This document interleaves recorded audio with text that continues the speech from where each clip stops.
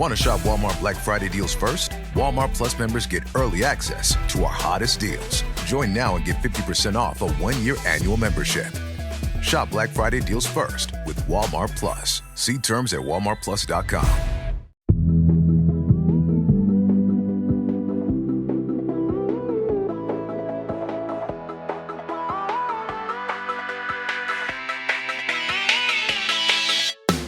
Hey, I'm Candice Lim, and you're listening to ICYMI. In case you missed it, Slate's podcast about internet culture.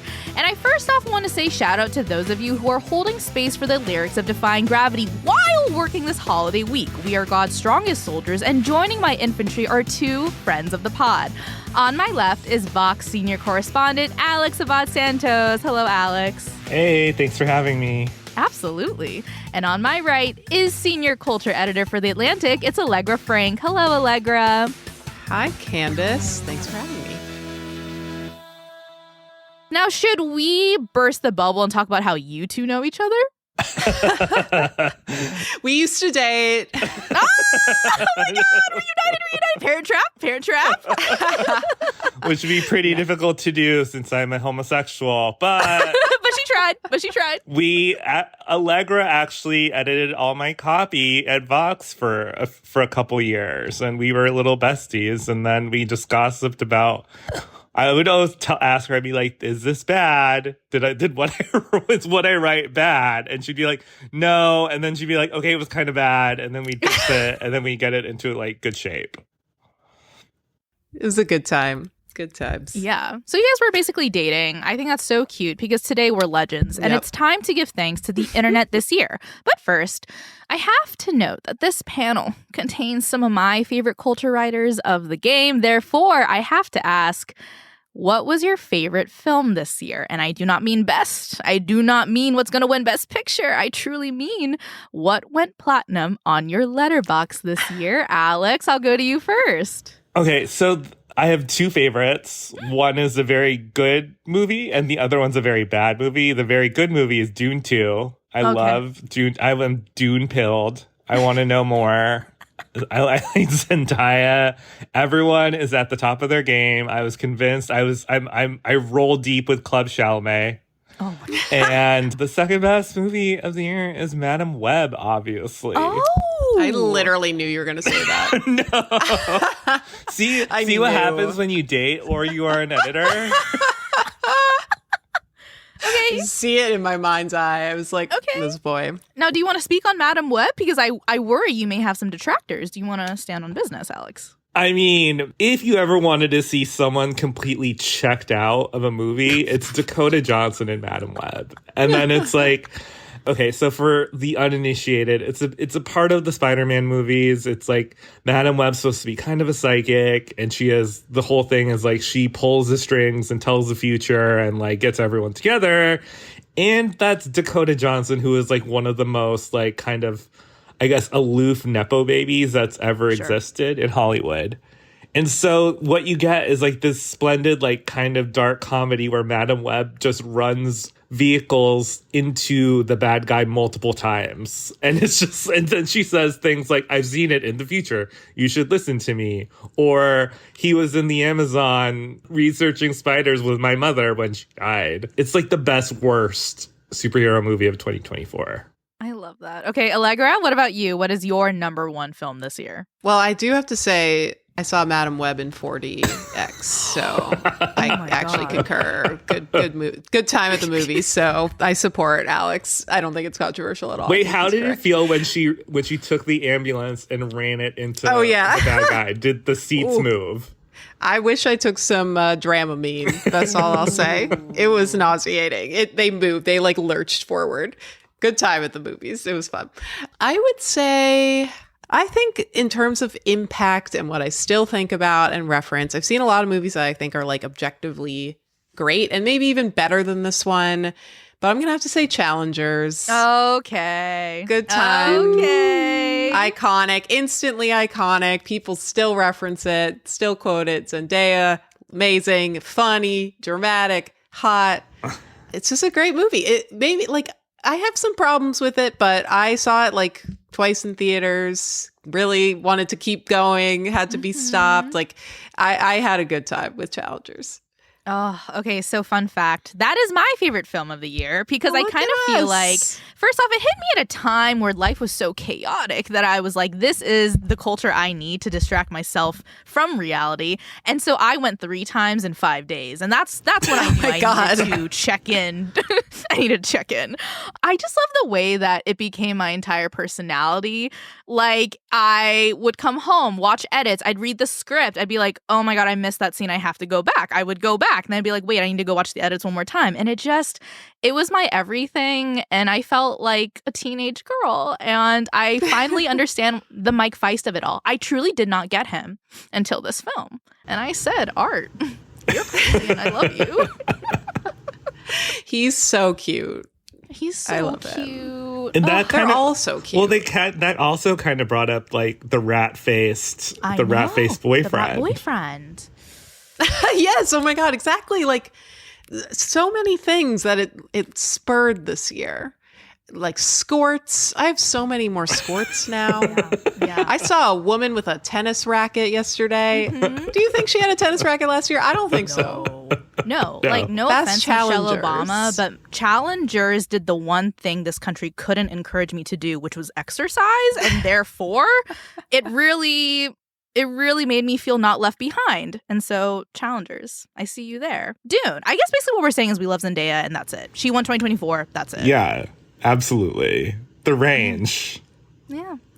Okay, so we're starting strong, and we are now moving from the theater to the interwebs, the Madam Webs, because on today's episode, we're giving thanks to the best and worst things we saw online this year. I'll be back with Allegra and Alex after the break.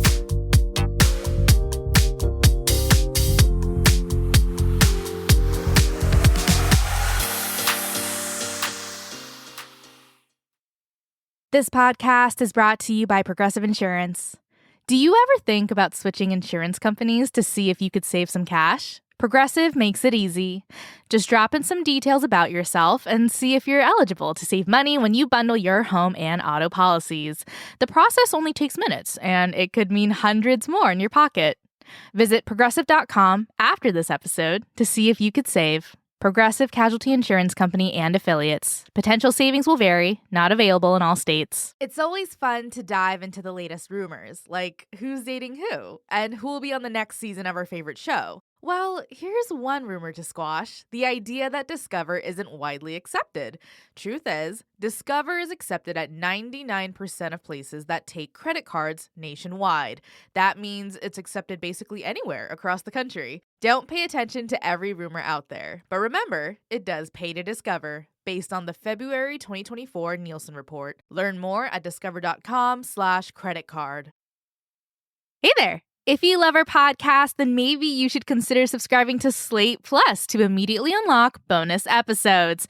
You'll access ad-free listening across all your favorite Slate podcasts, including bi-weekly bonus episodes of this show. Subscribe now on Apple Podcasts by clicking Try Free at the top of our show page, or visit slate.com/ICYMI Plus to get access wherever you listen.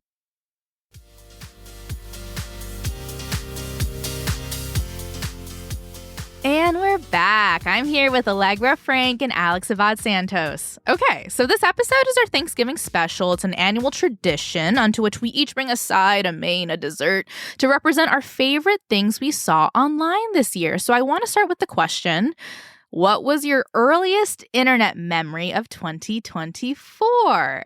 Alex, I'll go to you first. So, like, this year's been super long, but what I remember, one of the first internet things I remember was the Stanley water bottle craze, which I find still completely fascinating, even though it's kind of, like, died out a little bit. But there was a moment when every single person had a Stanley, and it was on TikTok, on Instagram. There was, like, you could accessorize your Stanleys. SNL was making fun of Stanleys, and it was just like, we were just like in a peak hydration moment. And I think Stanley water bottles they also represented a whole kind of like Caucasian woman culture that we were just like, everyone was just like, what is this? This is so fascinating. This is like one of those things that happens and it just like catches fire. Yeah. Oh my God. Okay. Allegra, what about you? I'm Team Owala. I'm drinking from my giant Owala cup right now. Okay, bipartisan. So. I also will add a little tidbit behind the scenes. As we all know, wonderful former co-host of the show, Rachel Hampton, did leave this year. My goodbye gift to her on behalf of our team was a black Stanley Cup tumbler with the words Erewhon on it. I literally took the logo. I stole it from the website. I put it on there. It looks amazing. And I hear she uses it every single day. So you're welcome. We love that. That's sweet. My first memory this year, I guess there was a lot of like Royals stuff happening earlier this year, but also that Willy Wonka thing that felt really early. Oh, like year. Wonka the movie or Wonka when the they Willy tried Wonka to, experience, right, in like Belgium or something. Yeah, the Scottish one. They did that like it was like Firefest. Yeah, except like it was Firefest, but the most low stakes Firefest because it was just like, let's go to a thing that approximates Willy Wonka. We can't use any of the licensing. And then people expected it to be amazing because like the website used AI to make it look cool, I guess. But it wasn't. And it was just like very drab and like pathetic. So people were very obsessed with that. I thought it was like a little cringe, but I remember seeing it everywhere. Like they were interviewing the Oompa Loompas. It was just like a call to action for this little Scottish town. So I remember that being a really big thing. I'm looking, it was in February, apparently. Yeah. Okay. Now, what is the first meme of 2024 that we remember? Alex? I was going to say Wonka, the Willy Wonka experience too, but the meme of like the Oompa Loompa looking very ragged, and she looked like she was in kind of a meth lab, and like they were giving out like jelly beans, 1 jelly bean per child, and it was just kind of like there was not in that moment. It was like everyone felt like the Oompa Loompa that was like chained to a meth lab, kind of working a dead end job. And it was just like so miserable looking, and you're just like, yeah, that was it. And then there was also like in the Willy Wonka experience, they like made up an entire character called like the Unknown. Right. And like it was like this really spooky person that like lived in a mirror, and it was like nothing to do with Willy Wonka at all, which is, I guess, what happens when you put stuff into AI. And so she became a meme, like she became a whole entire meme. So that is what I remember. I was really like, I know Allegra said it was cringe, but like the doomed Willy Wonka experience was one of my favorite things of 2024. Yeah. I'm glad it brought you joy. I'm glad it sparked joy. I'm going to throw in one, which came to us on January 2nd, 2024, and that is Heather Gay saying the words, receipts, proof, timeline, screenshots, effing everything. I mean, Andy Cohen, he did eat that up. I mean, this is from the season finale. This is before the reunions of Real Housewives of Salt Lake City. This is the moment they found out that one of their own was literally insta-bullying them. And it just became the calling card of our generation. And I loved it. Yeah, I mean, I feel like with that one, especially, that one seeped into, I feel like there was a point where like, R.I.P. the Kamala Harris online campaign used it, right? Yeah. And it was just like, okay, well, when it reaches that saturation point, like the lifespan of a meme is so, it's like that's when it ends, right? Like it's like, and poor Heather Gay is still trying to make that happen. I know. Dismal season this season. I love her sentimental favorite not having a great season of Real Housewives of Salt Lake City. I know. Okay, moving on. What is a trend that popped up this year that you are grateful to have and you hope persists? Allegra, I'll go to you. I feel like these are trends that aren't necessarily for this year. There are things like Club Chalamet, like Club Chalamet and what she represents. Yes. I love hyperfixated fans who like become characters themselves. Like a version of this. Wait, Allegra, you have to explain Club Chalamet for someone who doesn't know who. Thank you, Alex. Okay. Club Chalamet, who like, I think her moments really started end of last year, but Timothée Chalamet was huge this year. So I feel like I see her constantly to the point where it's like not even weird anymore. She's this woman, I believe she's like in her late 30s, early 40s. I'm probably aging her down. Maybe 50. Maybe 50. Yeah. She's definitely older. And she like uses that Twitter character account as far as it goes because she is constantly posting about like how she knows Timothée Chalamet best. She has never met him, of course, but she's like the kind of diehard fan who like professes herself to be the authority on that person. Nobody treats her like an oracle. They treat her as like, there's something wrong with you, girl. And there will be times where like, for instance, most recently, there was that Timothée Chalamet lookalike contest in the West Village. And so people were like, oh, wouldn't it be cool if Timmy was there? And she's like, Timothy will not be there. He is far too busy filming. As you may or may not know, he is filming Marty Supreme on these dates in these areas, and therefore he will be unavailable. And then he showed up, and she's like, I stand corrected, but I would like to say that my hypothesis was still accurate. Like, she's one of those. And I love that so much. I just love when the fan becomes a character.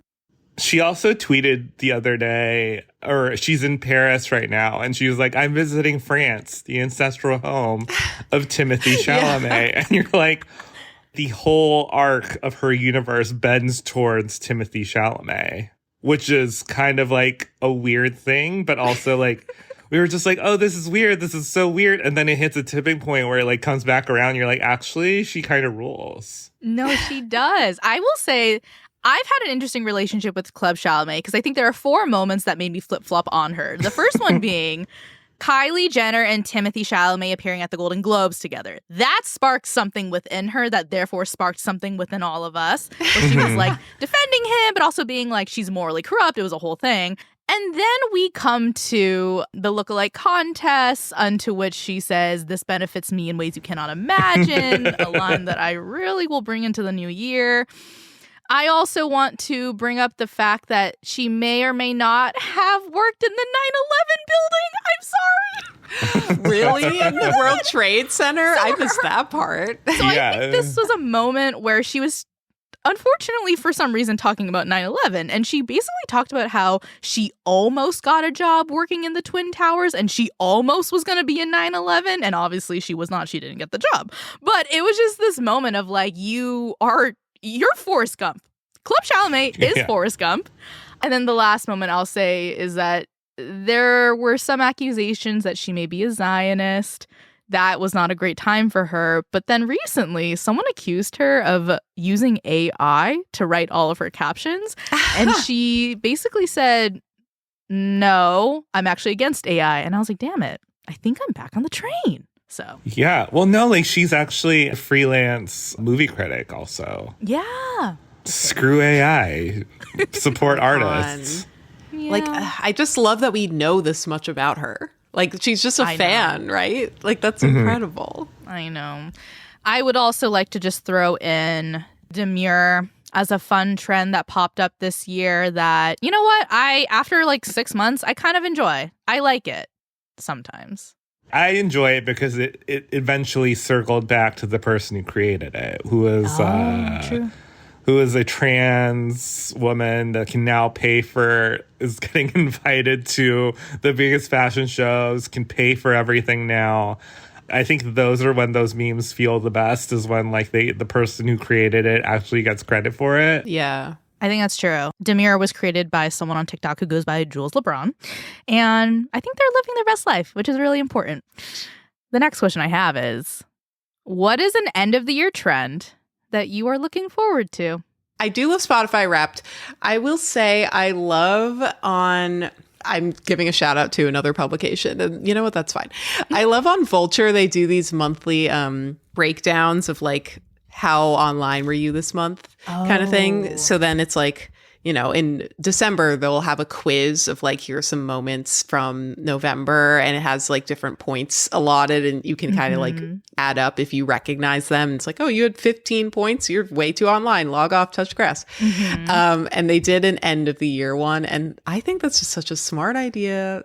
Other journalists No offense to Vulture. Try to steal this. It's great because it's like a gamified way of like looking back at the year. And I love anything that kind of like works as an archival effort for all of this stuff because there's so much. Like I was looking through trying to find other, moments from this year in my inbox, different newsletters. And it's like, there's just so many. We need more people who are like actually cataloging them. Yeah. So I love end of year roundups like that really in a fun way that I want to return to because it's like, oh, it's a game. I actually can see the year, through these small moments that we actually stood the test of time in these many, many moments that happen all the time. Mm-hmm. Alex, what about you? My favorite end of the year trend that always happens and has been happening for the last couple of years are horny Christmas movies. Good.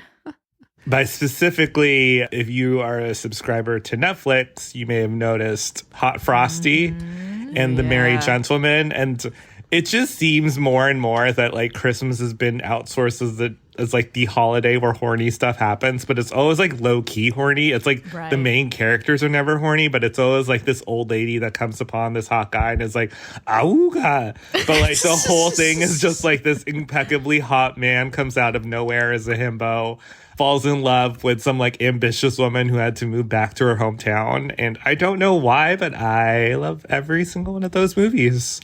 Yes. I've been getting really into Hallmark movies, which are not horny at all. So now that I see those, I'm like Hallmark pilled. So I'm like clutching my pearls. How dare they be horny? Well, but I need to grow up. I mean, the plot of Hot Frosty is someone makes a hot snowman and he magically comes to life. And he's like a very veiny hot snowman.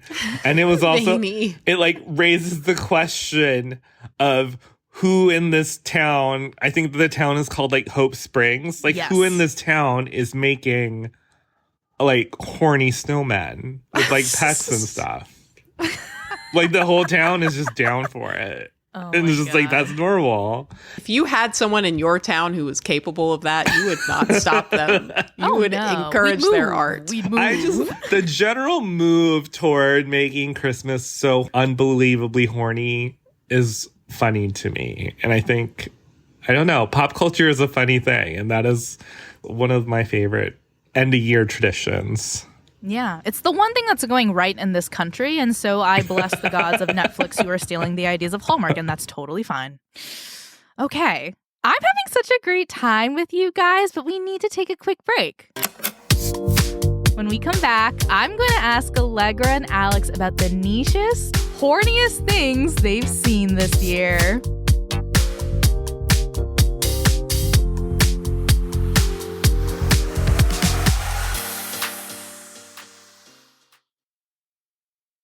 This episode is brought to you by Saks.com.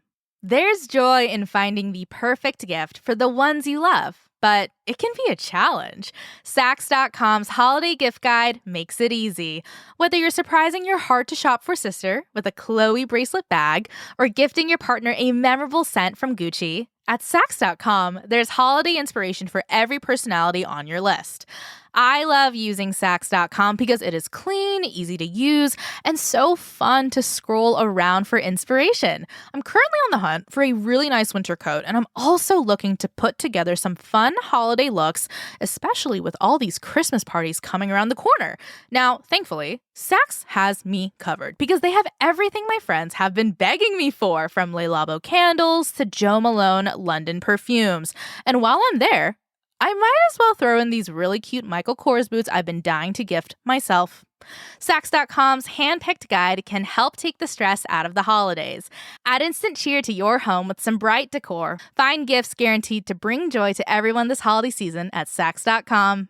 That's Saks.com for the ultimate holiday gift guide and all the shopping inspiration you need. It's always fun to dive into the latest rumors, like who's dating who and who will be on the next season of our favorite show. Well, here's one rumor to squash: the idea that Discover isn't widely accepted.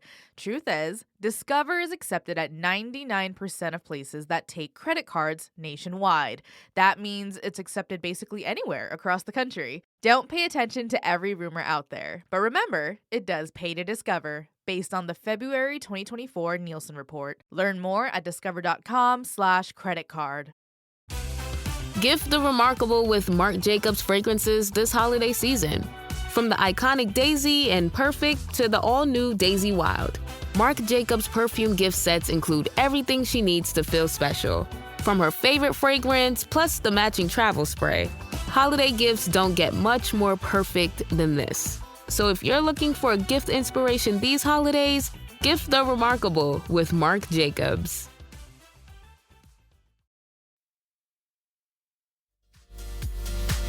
And we're back. Okay, Alex and Allegra, I have a question, which is, what is your favorite thing that happened on the internet this year? This really can be anything. Oof. That's so big. I know.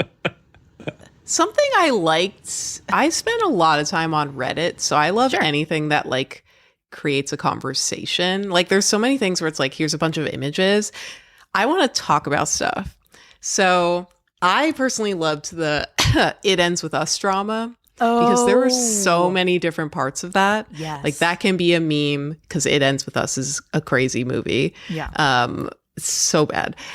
So bad that I loved it though. So that you can pull memes out of that. And also it begat some amazing juicy drama. All my subreddits were filled with people like dragging out those old interviews with Blake Lively that one journalist was posting where she was asking questions and Blake was being rude to her or whatever.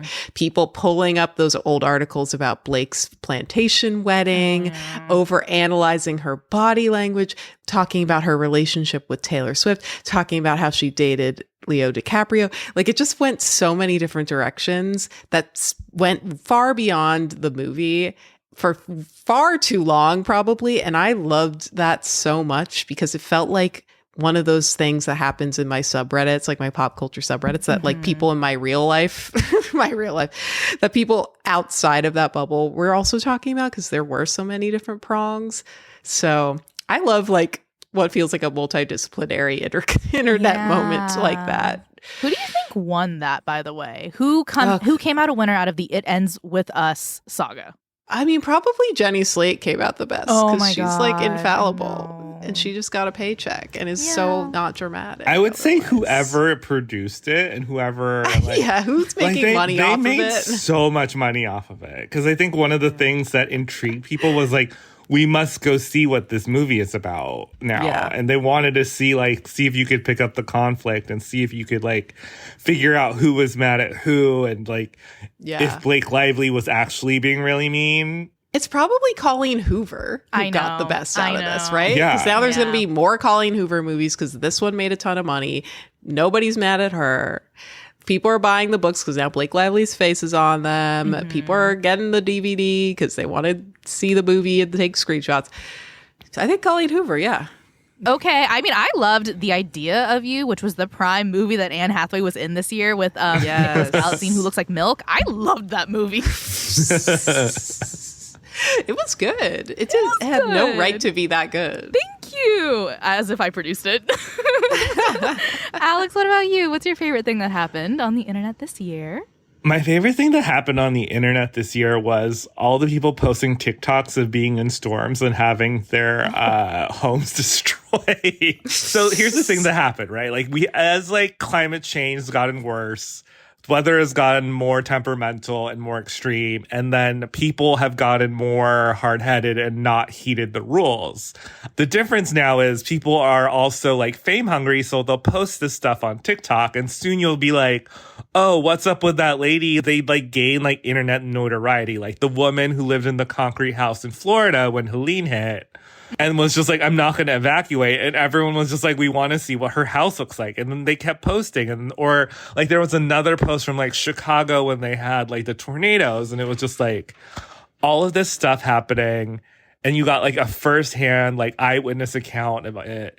And yeah, it would just be an inside look at what the storm actually is. But also what are these people doing? Why aren't they leaving?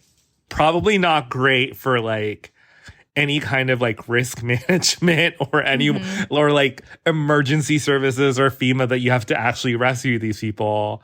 But I think even like Caroline Calloway was also like not evacuating, and it was, she was just like, I live, bitch.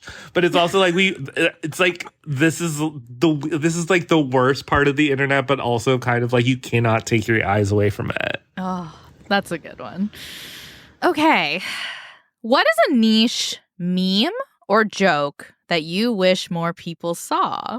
I can go first because mine is like actually cursed and tortured. So all of us know that I think the hit song of the year was Espresso by Sabrina Carpenter. And Who Weekly is one of our sister podcasts, aka I listen to them and believe they're my sisters. And Bobby Finger is the host of that show. He does this wild thing sometimes where he will open up GarageBand and just like remix songs for no reason. And so on one of the episodes, I literally had to stop in my tracks because I couldn't believe this was happening. He remixed Sabrina Carpenter's Espresso with the theme song to the Halloween movies by John Carpenter. Could we listen to a bit of it? Now he's thinking about me every night. Oh, it's at that speed I get so still can't sleep, baby. I know that's that me espresso. Put it up, down, left, right, on, switch it up like Nintendo. Still can't sleep, baby. I know that's that me espresso. That's so ominous. I love when he does that. It's ominous. It's cursed. It's funny because like when it's over, I never want to hear it again. And then it'll be like 11 p.m. and I'm thinking about it. And so to me, I'm like, this is just one of those things that like went platinum in my house. But what about you guys? Allegra, any niche memes, jokes?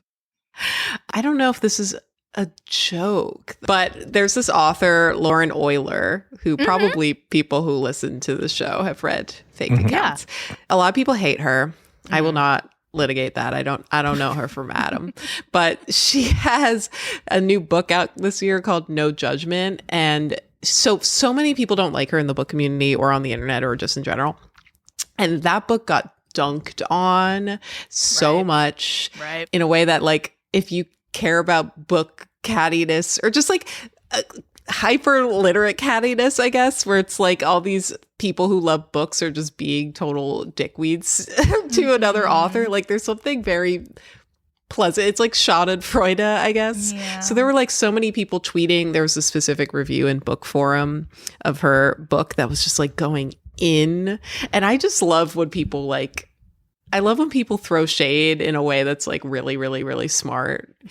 And it's not just like a book review where it's just like, ooh, go in. It was like funny how people were going in. So I loved going on Twitter, and instead of like people being like mean to a celebrity, not that I love seeing people be mean to anyone. It's just like far more satisfying when people are being mean in like an intelligent way. So it was just the kind of thing where it's like, I don't even know how to talk to people about it because it was like, oh, cool. Like you're excited about a book review. But like sometimes when you read like a really good piece of writing that's like funny and people are also sharing it, like there's something that was entertaining about that. So it was definitely the kind of thing where I was like, do you want to read this 7,000 word article and like laugh at tweets about it? And everyone said no, but I enjoyed it. I love that. Okay. Alex? My favorite meme is Chappell Roan being mean to people and being grumpy at everyone, from like photographers to Billboard magazine to and everyone being like, oh, she just hates being famous. I'm like, yeah, being famous fucking sucks, right? Like it's totally relatable, but also like very funny that it's just like the girl singing Hot to Go hates everyone. Mm-hmm. Which, you know what? Relatable. We have to respect it. It has been getting like, at what point does she stop? You know, like where does she go? Well, where does she go? I think it's also just like a commentary on just like how many people like are just dying to be famous. Like Glenn Powell is loves to be famous. Maybe Sabrina Carpenter loves to be as famous as Glenn Powell, but like no one loves being more famous than him. And it's just like being able to gauge like who really wants this and who's just like wants to do music or who wants to do, and then the people who really just like cannot get enough fame and just enjoying every second of how painful it is makes me kind of fascinated in the way human brains work. Yeah, like she's just like annoyed by fame. She's like, this is so freaking annoying. Yeah. She's Which like, is a I'm so cute way. successful and it's annoying. Yeah. Yeah. I'm one of the biggest artists of 2024 and I hate it. Yeah, like she's Yeah. never going to post like, you know, an earnest, like, thank you guys so much for the Grammy noms. Oh my God. Like, she's far more likely to be like, I hate this photo they used of me for the Grammy noms. Like, fuck my managers for this. And you know what? We do have to say. Yeah, she will never be Ariana Grande and Cynthia Erivo pretending they know what holding my space for the lyrics God. of Defying Gravity is. Oh my God. Right? I'm glad that meme has come. If that meme were like in June, I would say that is my meme of the year. Like it would still be my meme of the year. It's I love perfect. It's absolutely everything of the Wicked perfect. promo. Yes, is amazing. Yeah, for sure. Okay, here's a question. What is the best interaction that you two have had online this year? You also could tell me what the worst interaction online you've had this year is. Oh, the best one I had all year was probably the resurgence of Sex and the City and like a whole generation of Gen Zers watching it and being like, actually, no, you're completely misunderstanding the sacred text of Carrie Bradshaw. Right? So you liked fighting with Gen Z? Is that what you're saying? Well, no, it's just like watching how brains work is very fascinating to me. And you're just like, how could you come away with this thinking X, Y, and Z? Like there was like someone that was like Charlotte is a Republican. And I'm like, no, Charlotte who converted to Judaism and like went through in vitro and tried in vitro and then adopted a baby from China is a Republican? How could you? That is a Connecticut liberal. And it's just like very fun that this show, which like has been like was a fixture of like the early aughts and like growing up, and I was like maybe too young for it at the time. Like now I'm like, oh man. So then now I get to relive it and like love the resurgence of Carrie Bradshaw. Cannot wait for And Just Like That, the worst television show on earth. I just remembered this while you were talking about functionally yelling at people for enjoying something. I just remembered this actually very sweet interaction I had. So I saw Olivia Rodrigo earlier this year, which was super fun. And because Ticketmaster is awful, I could only get one ticket. I tried to click on two, and then it took me to the cart and it only had one. And I was like, I'm sorry to my best friend, but I'm not. Why would I not go? Like, sorry. She didn't take me to Eras Tour, so it's fine. I got her back by not taking her. But instead, I ended up just going to Olivia Rodrigo alone. But I tweeted saying that I was there alone, and while I was in the security line, this woman in front of me turned to me and she was like, am I so lame for being here by myself? Like, is that embarrassing? And I was like, no, I'm here by myself too. And I'm like, oh, maybe we can bond over this. And she's like, oh, wow. Oh, I'm so sorry. I meant like my daughter's not here yet. I was like, oh, okay. I'm just straight up alone. But she's like, oh no, are you going to be okay though? I'm like, yeah, what, like, bye. So anyway, I tweeted about that.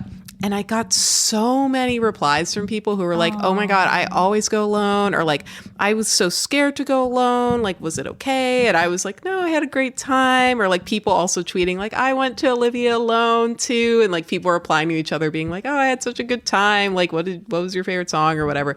So that tweet like just spurred all these different conversations and people like patting me on the shoulder, which was also cute. But it was nice to have some validation that that's totally fine to go to a concert alone, but then also see other people like feel better about it too. So that was a rare like positive interaction on Twitter that was nice. I really like that. I also went to Olivia this year. I went to the DC show. And just like something I thought was really cute is there was like a girl and her mom in front of me. And like, the mom didn't really want to be there. But her daughter was so clearly like, this was the concert of the year for her. She was living. She was screaming with me, screaming in her ear, vampire.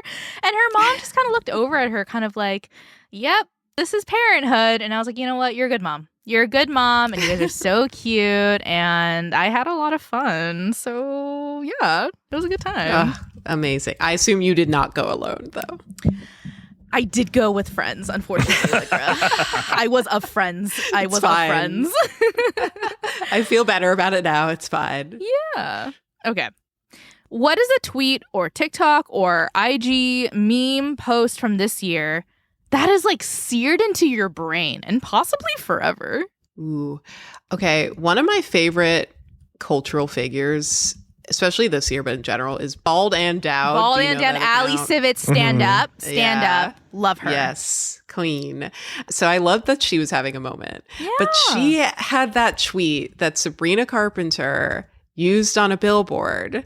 Sabrina Carpenter has charmed me. I don't know anything about her, but I think waking up every day and being 4'11" is an act of bravery. Like, that was just cemented in everyone's brains, including Sabrina Carpenter, who put it on a billboard. Mm-hmm. Like, that is just iconic behavior. Mm-hmm. So the fact that like a meme like that or a tweet like that from that kind of account made it onto a billboard is just like an amazing thing. And I will be thinking about that forever. Like, that is aspirational. Alex? Mine is also about Sabrina Carpenter. She was the girly this year. She was. It was the troll tweet that was, "I'm 17 and afraid of Sabrina Carpenter." Are you familiar? No. What? It was a fake. It was like kind of a troll account. I think you should read it. Read it.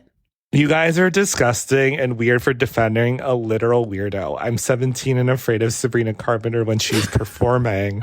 You guys need help. Retweeted 7.4 thousand times. Wow.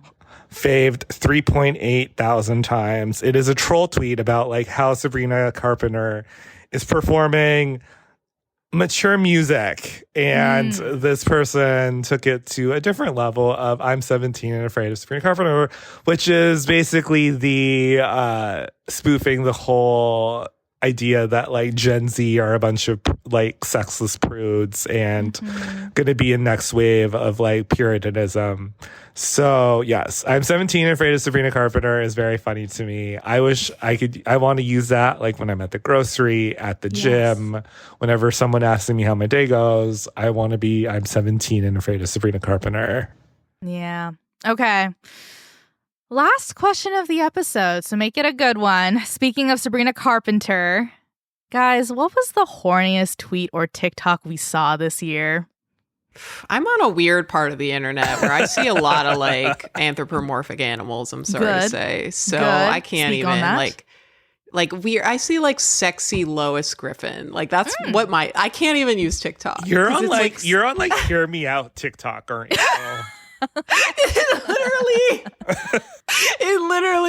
I can't even use TikTok. It is literally Hear Me Out, where it is like AI sexy insert cartoon character. So I don't even know how to pick. I just can't look at these things anymore. It's just that genre.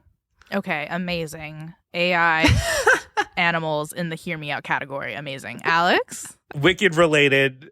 That someone is being really horny over Jonathan Bailey, and I saw it, and it was like, if Fiera was there in front of me with those pants, I would pull him down and show him something real wicked in all of Oz.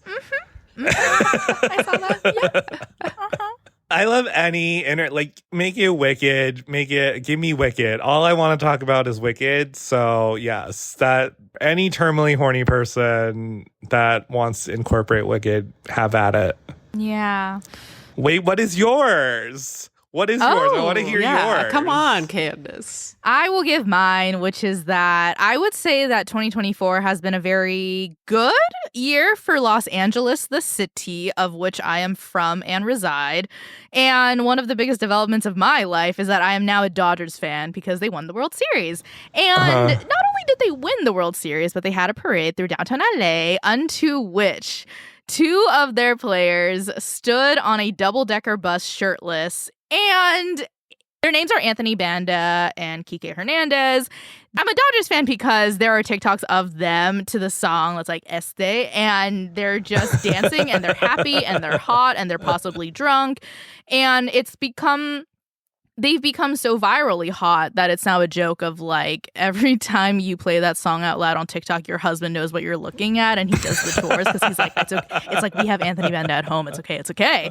And I just love that because I guess I like sports now. And that's going to be me, my 2025 era. Let's go Dodgers. Let's go World Series. No, as New Yorkers, well, I don't know. Alex, I think, could straddle the line. I don't mean to say straddle during horny, but No self-respecting New Yorkers rooting for the Yankees. Everyone's rooting for the Mets. I have no self-respect. And I hate myself because I love the Yankees. And it's a sore subject. Let's go Mets. Wow. Okay. It's fine. We love them all. Well, guys, I've had a really fun Friendsgiving with you. Where can our listeners find you guys on the internet? Please don't. Okay, nice. Okay, nice. Go to that pocket of Hear Me Out Twitter, and then you'll find Allegra. Go on your Hear Me Out TikTok feed and you'll find me in the comments. Take a lantern and a canary, go down to like the darkest corner of the internet where they're like lusting over the tiger in Zootopia, and that's where Allegra is. I'm Legs Frank on Blue Sky and Twitter. Don't look for me anywhere else. It's not safe. Yeah. Alex, you want to throw your handles? Since Twitter, you're not supposed to use it anymore. Sure. I've locked my account. I'm on there as Alex_ABADS. I'm on Vox. I'm on Blue Sky, but I don't know what to put on Blue Sky. It's weird. What are you supposed to put? Like, it's just like, I don't really get it. it's like gotten very like blue wave grifters have just come on and they're just telling me things about Democrats, and it's just like, I don't want to play with those people on the internet. I mean, I think what you should do, Alex, is disrupt the space. Just like start posting thirst traps with no captions and let that kind of take over. Like chaos, right? Yeah. Just like be an agent of chaos. Yeah. And therefore you will be the Jack Schlossberg of Blue Sky, which I think was your destiny. Congratulations. Oh, wow. Yeah, perfect. That is what we can all aim for. Okay, that's the show. Many thanks to Alex Abad-Santos and Allegra Frank for joining me on today's episode. You can find Alex's work at Vox.com and Allegra's work at TheAtlantic.com. We'll be back in your feed on Saturday, so definitely subscribe. That way, you never miss an episode. Leave us a rating and a review in Apple or Spotify, and tell your friends about us. You can follow us on Twitter at ICYMI_pod, and you can always drop us a note at ICYMI@slate.com.